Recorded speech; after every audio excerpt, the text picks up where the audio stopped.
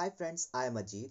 Today we will learn very nice topic CBSE examination papers 2020 and as well as discuss also. So let us start to discuss our topic.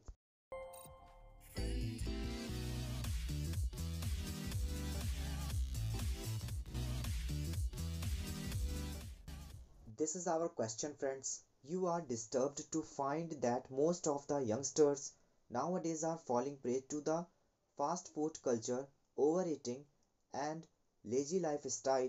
Write an article on the topic importance of exercise and nutrition food.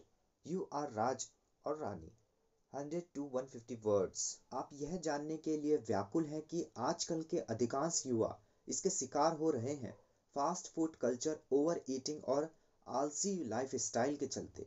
इस विषय पर एक article लिखें, व्यायाम और पौष्टिक भोजन का महत्व। तुम राज और रानी हो और 100 से 150 शब्दों में लिखना है। So this is our solution. Importance of exercise and nutrition. व्यायाम और पोषण आहार का महत्व। Nowadays youngsters love to eat outdoor foods and their time passes watching TV and watching videos. आजकल के युवाओं को बाहर का खाना पसंद है और उनका समय टीवी देखने और वीडियो देखने में बीत जाता है। Even my brother does the same things. यहाँ तक कि मेरा भाई भी ऐसा ही करता है। It seems to be a trend among youngsters. ऐसा लगता है यह युवाओं के बीच एक ट्रेंड है। They love to eat items that give them instant gratification. वे उन वस्तुओं को खाना पसंद करते हैं जो उन्हें तुरंत संतुष्टि देती है। They don't like to eat simple food. उन्हें साधारण भोजन खाना पसंद नहीं है।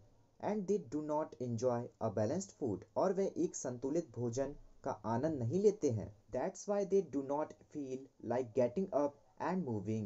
इसलिए उनका उठने और हिलने का मन नहीं करता है।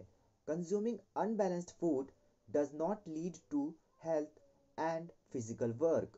असंतुलित भोजन का सेवन करने से स्वास्थ्य और शारीरिक श्रम नहीं होता है।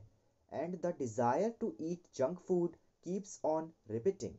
और जंक फूड खाने की इच्छा बार बार होती रहती है। Some youngsters definitely understand the importance of eating right and exercising right. कुछ युवा निश्चित रूप से सही खाने और सही व्यायाम के महत्व को समझते हैं, but they tried to explain it to the people around there and yet they fail.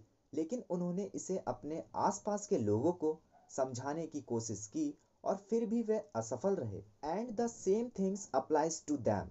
और यही बात उन पर लागू होती है। But most of the youngsters learn from their own experience. लेकिन अधिकांश युवा अपने अनुभव से सीखते हैं। I think staying healthy is also an art. मुझे लगता है कि स्वस्थ रहना भी एक कला है। We should eat good and simple food so that we do not have any dilemma and terrible in exercising. हमें अच्छा और सादा भोजन करना चाहिए ताकि हमें व्यायाम करने में कोई भी दुविधा और परेशानी ना हो। Good exercise, good health, good food, good living. Thanks for watching friends. I made another video also, so watch it in the description below. Link is there.